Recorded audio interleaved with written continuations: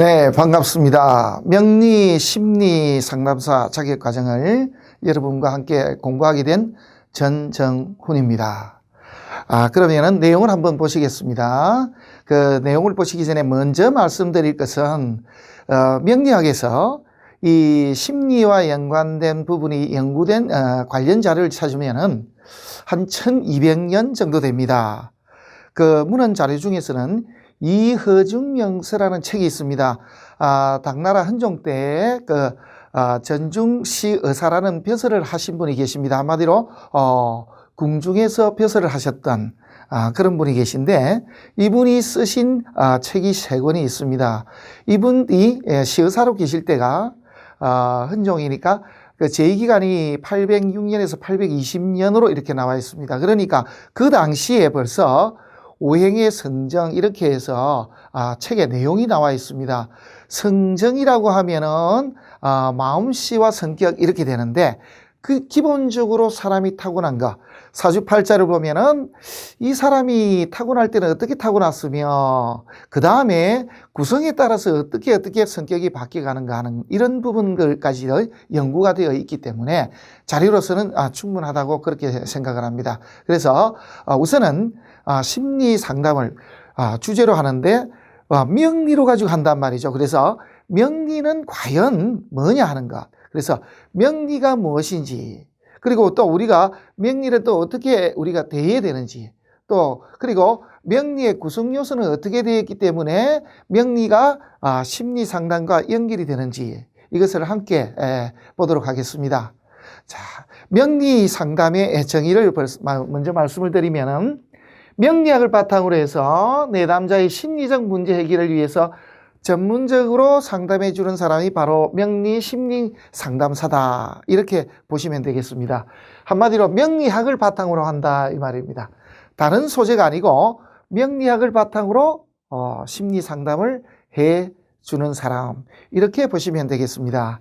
명리 심리 상담은 상대방의 출생 연, 월, 일, 시에 해당하는 명과, 우리가 명운 그러죠. 이걸 일반적으로 그냥 바꿔서 운명이다 이렇게도 말씀을 하시는데, 타고날 때 가지고 난 기운은 우리가 명이라 그러고, 살아가면서 이렇게 흐름이 자꾸 바뀌고 나이가 들어가고 함에 따라서 바뀌는 어떠한 심리적인 상태, 또 그 다음에 상황들, 이런 것은 운이라고 합니다. 그래서 명과 운이 있다라고 하면은 타고난 명도 중요하지만은 오히려 운이 더 중요하다는 이런 말도 합니다.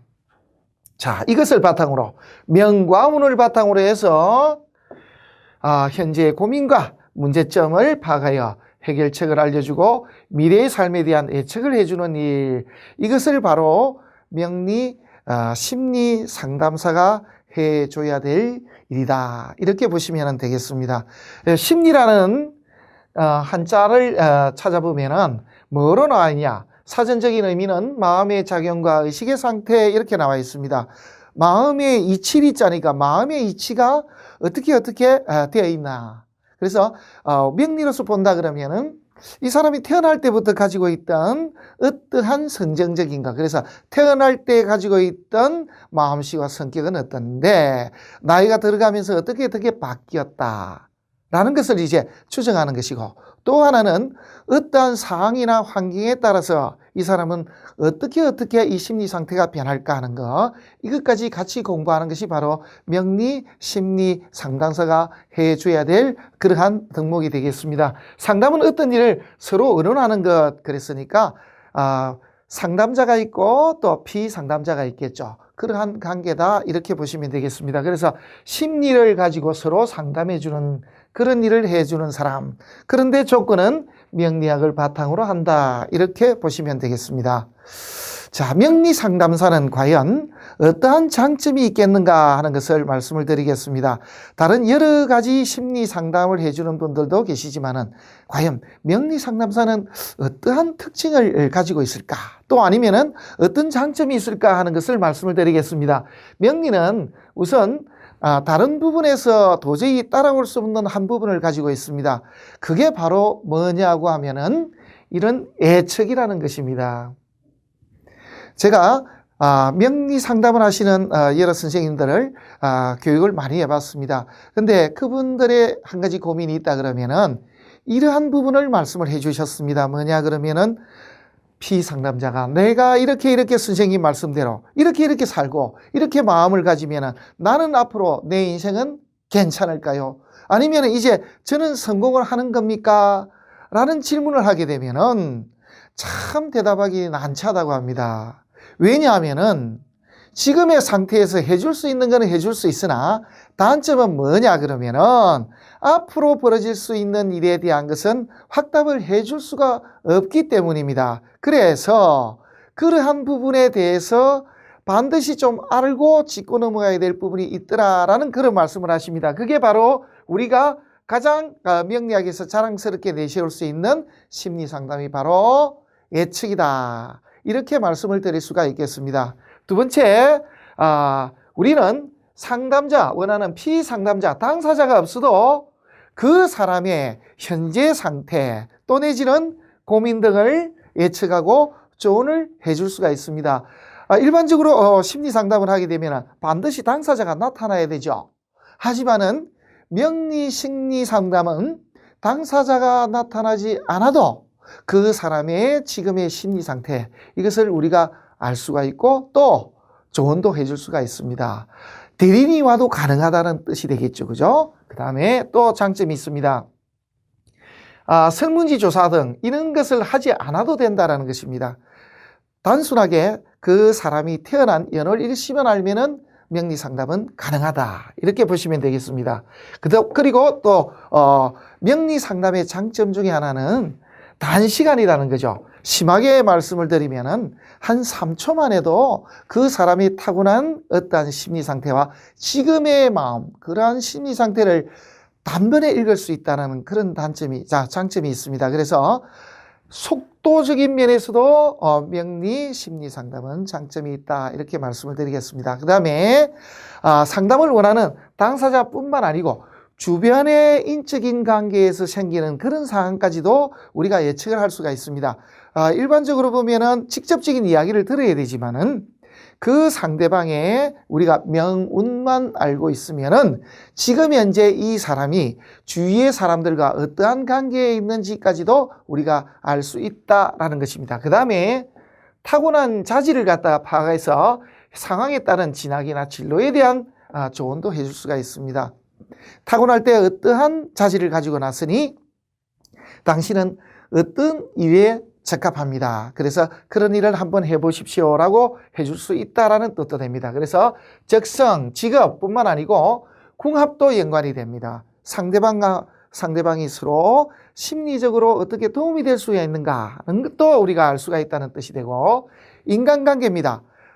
우리가 보면 가족관계뿐만 아니고 직장 또 내지는 사회생활하면서 만나는 어떤 누구와도 어떤 식으로 살아가는 것이 좋겠다는 그러한 조언도 해줄 수가 있습니다. 그것이 바로 또 한 가지 명리 심리 상담사의 장점이다 할 수가 있겠습니다. 그 다음에 삶의 변화라는 건 뭐냐면은 이렇게 운에 따라서 이렇게 인생길이 조금씩 바뀌어 가거든요.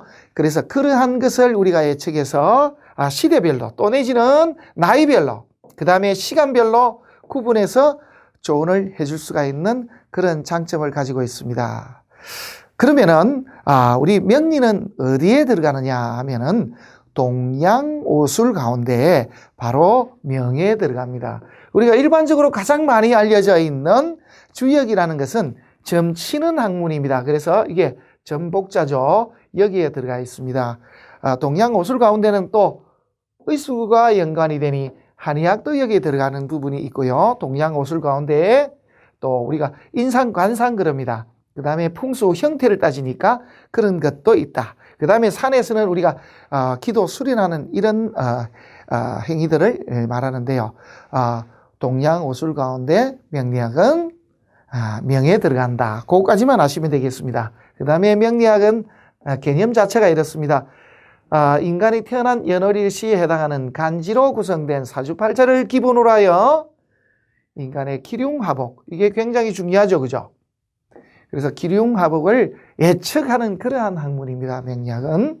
그래서 사주를 바탕으로 해서 사람의 명예의 이치를 공부하는 학문. 그래서 사주명리학이라고 그렇게 이야기를 합니다.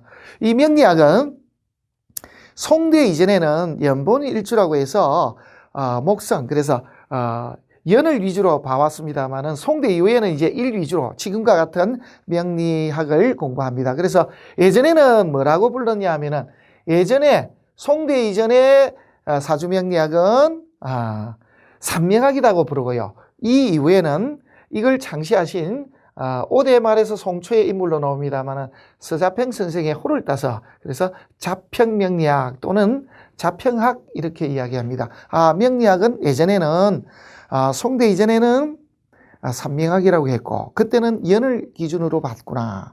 그 다음에 송대 이후에는 송대부터는 서자평 선생의 호가 자평이라서 그래서 자평명리학 그리고 줄여서 자평학 이렇게 부르고 있다. 이렇게 알고 계시면 되겠습니다.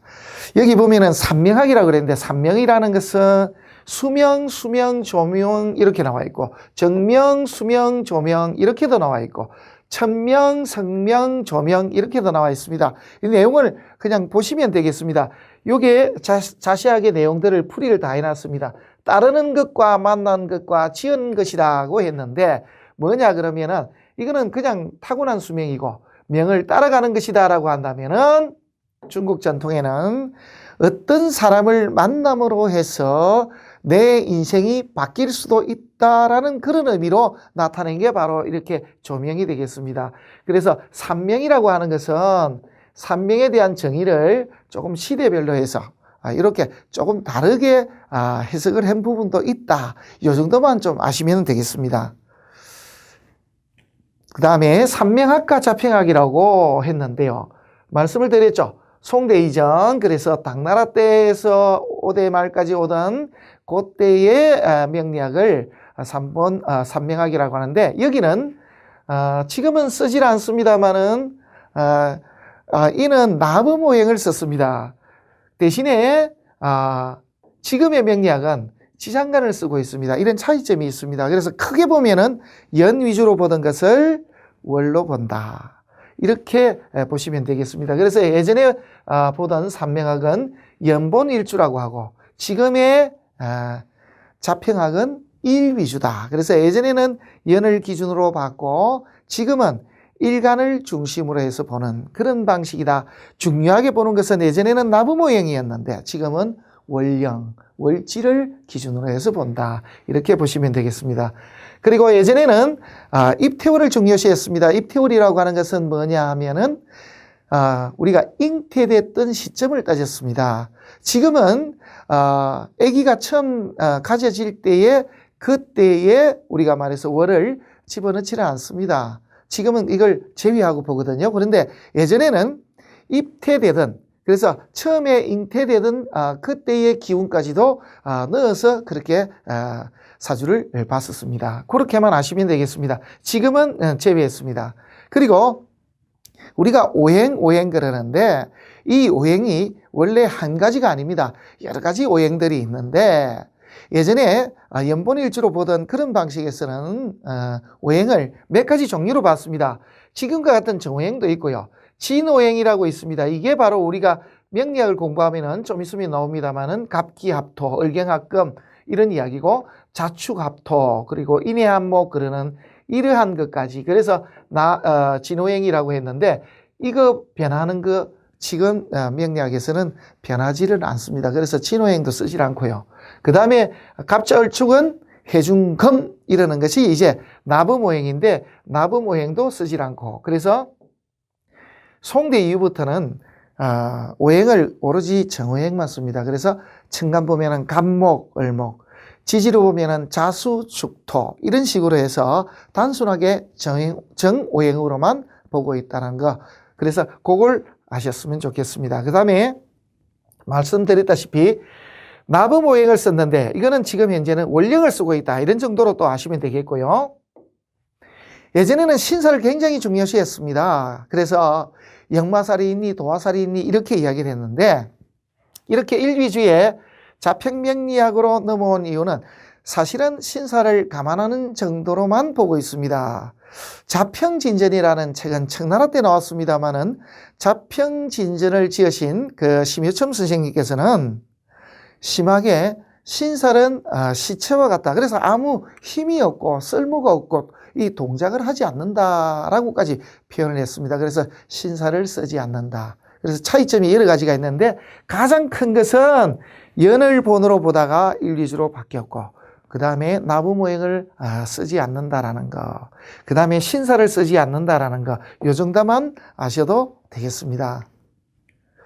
자, 그 다음에 명리학은 과연 언제부터 시작이 되었는가 하는 것인데요. 명리학의 시원에 관한 내용은 청나라 때입니다. 청나라 때, 청나라는 1600년도에 만들어진 나라입니까? 예. 그래서 청나라 때에 만들어진 책입니다. 자평팔자 사은지백이라는 책에 보게 되면은 뭐라고 나와 있냐면은 주나라의 낙록자, 기곡자가 한마디로 이 명리학의 시원 또 내지는 기원이다. 이렇게 이야기를 하고 있습니다.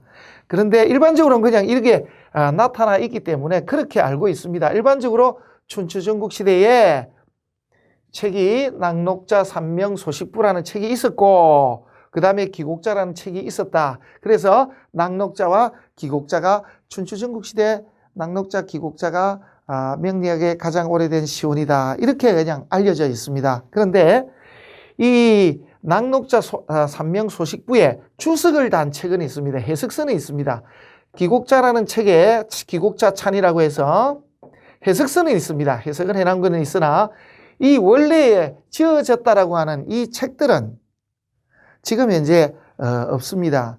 그래서 어떤 분들은 명리학의 시원을 춘추전국시대 또 내지는 주나라 때 이렇게 잡는 것은 무리가 있지 않느냐. 그 당시에는 현자, 아주 현명한 사람들을 두고 낙록자 또 기곡자 이렇게 불렀다라는 그런 주장을 하는 분들도 있습니다. 그 정도만 아시면 되겠습니다. 시원은 춘추전국시대 또 내지는 주나라 때에 있던 분이다. 그래서 중국 역사를 이제 좀 있으면 나옵니다만은 주나라와 춘추전국 시대가 따지면은 거의 연대를 같이 하기 때문에 이렇게 봐도 무리는 없겠습니다. 한번 보시겠습니다. 이 중국 역사에 보면은 요 하나라, 상나라, 주나라 때까지가 실제로 따지면은 그 선진시대라고 합니다. 그래서 역사가 이제 되기 전입니다. 역사 시작은 춘추 시대부터 역사가 시작이 됐습니다. 그래서 춘추 그러죠. 춘추 그러면 춘추 나이로 따지죠. 그죠? 역사가 시작이 되었다. 이렇게 보시면 됩니다. 그런데 이 역사들은 너무 오래됐습니다. 그래서 제가 간단하게 말씀을 드리면은 하나라는 지금부터 한 4006년 전이니까 4000년 전. 그 다음에 상나라는 한 3500여 년 전.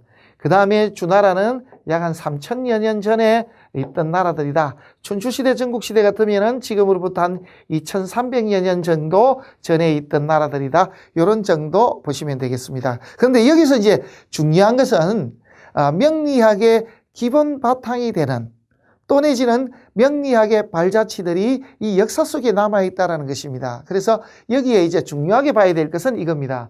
명리학에서 쓰고 있는 간지는 언제부터 쓰였느냐라고 하면은 역사 속에 보면은 상나라 때 쓰였음을 알 수가 있습니다. 이 내용은 뒤에 또 말씀을 드리겠습니다. 그 다음에 우리가 쓰고 있는 음양과 오행을 같이 정립시킨 때 예전에는 원래 음양이 먼저 만들어지고 그 다음에 오행이라는 이론이 만들어졌는데 이게 이제 추연이라는 사람이 이걸 합쳤습니다. 그런데 이 음양 오행의 상생상극이라는 이러한 형태를 완전하게 정립시킨 사람은 누구냐면은 한나라 때 동중서라는 사람이 그렇게 만들었습니다. 그래서 한나라 때는 정립이 되었다. 그 다음에 목성연기법을 쓰기 시작했다. 목성연기법이라는 것은 뭐냐면은 예를 들면은 2000년도가 경진년이다 그러면은 경진년이라고 쓴 것은 그 자리가 바로 목성의 자리입니다. 그래서 한 해 한 해를 목성의 위치로 가지고 이렇게 간지를 적도록 해라 했던 게 바로 동한 한나라가 동쪽에 있을 때 그래서 한나라 시절인데 한나라가 BC 205년부터 AD 220년까지가 한나라입니다만은 이때에 사용을 해라고 한 분이 순제라는 왕 때부터입니다. 그래서 126년, 그러니까 예수가 태어나고 126년 후부터 동양의 역법은 목성 중심으로 하는 그런 역법이었다. 이렇게 말씀을 드려도 과언이 아니겠습니다. 그래서 목성연기법, 목성 자리를 연으로 두는 것, 그게 바로 126년 한나라 때부터 만들어졌다라고 이렇게 보시면 되겠습니다. 그 뒤에 이제 수나라 때는 소길이 쓴 오행대의가 있고요. 당나라 때는 이게 굉장히 중요합니다. 명리학에 있어서 사실은 가장 오래된 고서다라고 이야기하는 것이 바로 여중명서입니다. 여중명서에 보면은 실제로 오행으로 보는 이러한 성정, 그래서 그런 것이 처음으로 어떻게 보면은 기록이 제대로 되어 있다, 이렇게 보시면 되겠습니다. 그 뒤에 나온 것들이 이제 연해, 연원 이런 책들이 있습니다. 오행전기 이런 게 5대 십국에서부터 이제 송나라 때까지 들어오면서 만들어진 책들이다. 그 다음에 명리학의 완성이 이제 명나라 때에 이렇게 완성이 됐는데, 명나라 때에도 대단히 명리학에서 중요한 책들이 나와 있습니다. 서적들이 삼명통해 적천수 명리정종 이러한 책들이 나왔고요. 그 다음에 청나라 때도 이렇게 훌륭한 저서들이 많이 나왔습니다. 난강망, 적천수지묘, 자평진전, 명리학은 이러한 책들이 나와 있더라. 그래서 우리가 일반적으로 보는 책들은 전부 여기와 여기다라고 다 보시면 되겠습니다. 그게 바로 우리가 공부하는 명리학의 서적의 기본 골격이다. 이렇게 보셔도 무방하겠습니다. 그 다음에 상나라 그랬는데요. 상나라를 왜 말씀을 드렸냐 하면은 상나라 문헌 기록에 이런 것이 남아있기 때문입니다. 상나라는 성탕왕이 만든 나라죠.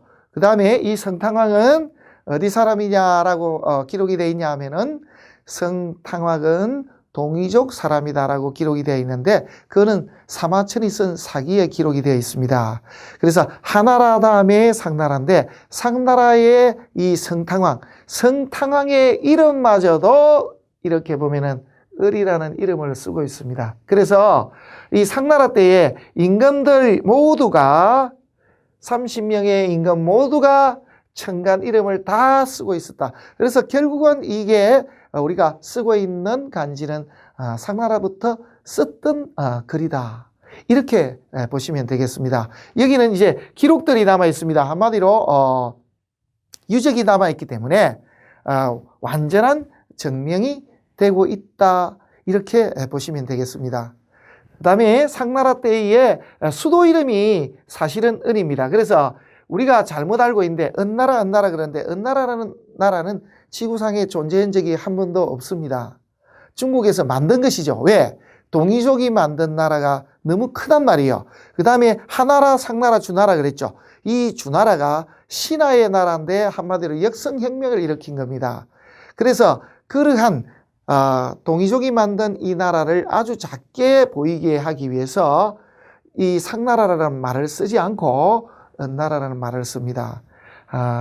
탕왕이 이룩한 나라고요.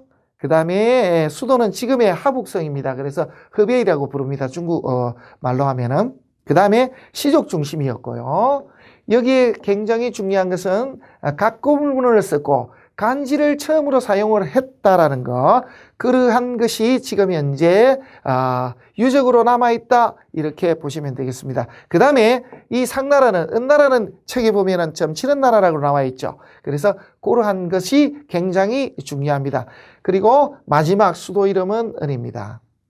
여기 보면은 이제 우리가 알고 있는 주지용림, 주지용림이라고 하는 것은 이거는 연못지자입니다. 연못에 술을 붓고 수풀처럼 고기를 매달아서 그렇게 주지용림으로 했다. 그렇게 너무 방탕한 생활을 했다. 뭐 이렇게 나와 있습니다만은 마지막 주황과 달기의 이야기입니다. 그래서 이것 때문에 상나라가 망했다 그러는데 사실은 그렇지 않죠. 하여튼 이 역사 속에서는 이렇게 나와 있다라고 보시면 되겠습니다.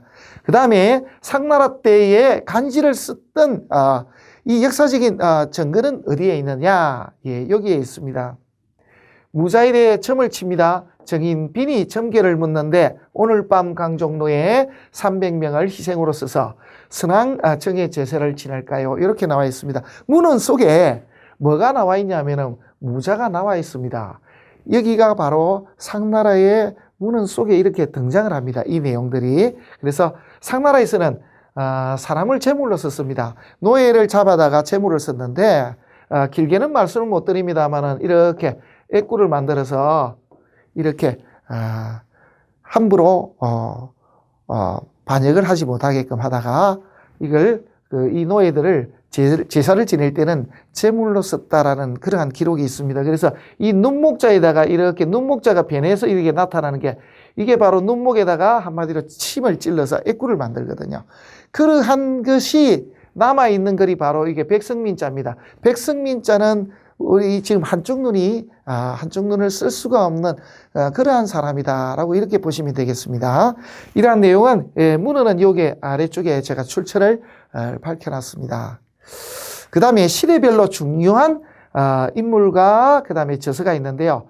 이 부분은 제가 말씀을 드렸습니다. 당나라 때 여중명서가 지금 현재로서는 명리학의 가장 오래된 곳으로 인정은 받고 있습니다. 이 두 책은 지금 현재 실존하지 않기 때문에 그냥 이야기 속으로서만 있는 것이고요. 여기는 이여중명서는 3권 정도가 지금까지 전해지고 있기 때문에 가장 오래됐다. 그래서 당나라는 예를 들면 618년에서 907년까지니까 그때에 있던 것이다 라고 보시면 되고요. 그 다음에 송대는 들어옵니다. 송대는 이게 960년에서 1279년까지니까 이때에 나와 있는 책 중에 가장 유명한 책이 한마디로 연해자평입니다. 연해와 연원이 있었다. 이렇게 아시면 되겠습니다. 그 다음에 오행전기라는 우리가 별자리 연구에서부터 서역에서부터 들어온 점성술이 이게 당나라 때 들어와서 어떻게 바뀌어서 어떻게 전해졌다 하는 그런 내용들이 이렇게 들어 있습니다. 그 내용. 그 다음에 우리가 알고 있는 적천수, 명리학의 최고의 고서 중에 하나인 적천수도 여기에 들어 있습니다. 그 다음에 명나라 때 오면요. 명나라는 1368년에 만들어진 나라죠. 그래서 그때에 만들어진 책들 중에서 굉장히 귀한 삼명통해가 들어있습니다. 삼명통해는 한마디로 명리학의 백과사전이다. 명리학에 필요한 모든 내용이 다 들어있는 것이 바로 삼명통해입니다. 그래서 삼명통해가 굉장히 중요합니다. 청나라 때는 이제 들어오면은 적천수를 처음으로 해석한 적천수 지별하는 책이 있고 명리학원이 있고 굉장히 중요한 책은 자평진전이 있습니다. 그래서 문헌상으로서는 명나라 때 명리학이 완전하게 정립이 되었다고 하는데 정립된 명리학을 좀 더 세분화시켜서 좀 더 발전시킨 그때의 시대가 바로 청나라 때다라고 보시면 되겠습니다.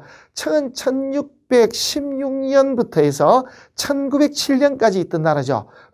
우리가 말하면 한 17세기부터 20세기 들어오는 때까지 있던 나라가 청나라입니다. 그때에 완전하게 만들어진 명대에 만들어진 내용을 더 세분화시켜서 지금과 같이 우리가 쓸 수 있게끔 만들었다. 이렇게 보시면 되겠습니다. 자, 그 다음에 이렇게 명리학의 역사에 대해서 우리가 이제 알아봤습니다만은 그러면은 과연 우리나라에는 명리가 언제 들어왔을까요? 하는 이런 문제입니다. 그 우리나라에 들어온 명리학, 그래서 명리학에 관한 문헌을 찾아보면은 바로 여기와 같은 그러한 내용이 있습니다. 그래서 우리나라 최초의 기록은요, 조선 왕조실록이라는 책에 들어 있습니다. 여기에 태종의 탄생과 관련된 대목입니다. 이게 중요하죠. 태종이라고 하면은 우리 태정, 태세, 그래 태자죠. 세 번째 임금입니다. 그러면은 이성계의 5번째 아들입니다. 그래서 이 태종의 탄생과 연관된 그러한 기록이 있는데요. 그렇게 이러한 기록을 따져보더라도 뭐가 있냐 그러면은 조선이란 나라가 1392년이니까 만들어지기 이전에 이러한 문헌이 있었다. 이렇게 된다면은 조선이 아니고 고려가 되겠죠. 그래서 우리나라에 이미 고려 때 명리학은 실제로 쓰여지고 있었다. 이렇게 보시면 되겠습니다. 왜냐하면은 그 내용이 이렇게 남아 있거든요. 태종의 모친인 신의 왕후 한씨가 문성윤이라는 사람을 불러서 아들 태종의 장래에 대해서 한번 물어봤습니다. 지금 말하면은 명리 상담이 되겠죠. 이렇게 했을 때 이 사주는 귀하기가 이루 말할 수 없으므로 점쟁이에게 함부로 물어보지 마소서라고 대답했다는 내용이 어디에 들어있냐면은 이렇게 조선왕조 실록에 들어있습니다. 굉장히 중요합니다. 그죠? 조선왕조 실록에 태종 이방원의 탄생과 연관된 내용이 기록되어 있더라. 그래서 태종 이방원은 이성계의 5번째 아들입니다. 그리고 이성계의 아들들 가운데서 어떻게 보면은 가장 똑똑했던 사람으로 볼 수도 있습니다. 왜냐하면 이방원은 문신입니다. 일찌감치 10대에 과거에 급제했던 인물로 나옵니다. 그래서 이 태종 이방원에 관한 기록이 문헌상 조선왕조실록에 남아있기 때문에 연대에 추측을 해보건대 조선시대 이전에 벌써 명리를 바탕으로 한 심리 상담 아니고 또 내지는 상담이 행해지고 있었다. 그래서 이러한 문헌 내용을 바탕으로 해서 봤을 때 고려 때부터 우리나라에는 명리가 들어와 있었다 라고 이렇게 보시면 되겠습니다. 그 다음에 우리나라의 명리학은 과연 어떻게 쓰여지고 있었느냐. 한마디로 우리나라의 명리학은 과거 시험 중에 한 과목으로 들어가 있었습니다. 내용을 한번 살펴보시겠습니다. 태조 원년인 1392년 조선이 만들어진 때죠. 이때 잡가에 조선시대 들어오자마자 음양가가 편성되면서부터 명리학으로 시험을 쳤다. 이렇게 보시면 되겠습니다. 전구품의 명리학 훈도 가르치는 선생님을 2명 두고 명리학에 관한 학문을 가르쳐 합격자를 간사감의 관리로 배속했다라는 기록이 남아 있습니다. 음양가는 1474년에 일시 빠졌다가 1865년에 폐지될 때까지 조선왕조 300여 년 동안에 그 명맥을 유지했다. 한마디로 조선왕조 초기부터 말까지 명리학을 바탕으로 해서 하는 관리를 뽑았다는 거. 그래서 명리가 한마디로 과거 시험 과목 중에 한 과목 한 자리를 차지하고 있었다라는 것입니다. 이 음양가 쪽에 보면은 명리학과 한마디로 지금 말하는 한의가 같이 들어 있습니다. 그래서 예전에는 이 음양오행을 바탕으로 한 한의 쪽이나 또 음양오행을 바탕으로 한 명리가 같이 과거 시험에 들어 있었다라는 거, 이것도 알고 넘어가셨으면 좋겠습니다. 명리 제1강 명리학의 기원에 대해서 말씀을 드렸습니다. 수강하시느라 수고 많으셨습니다.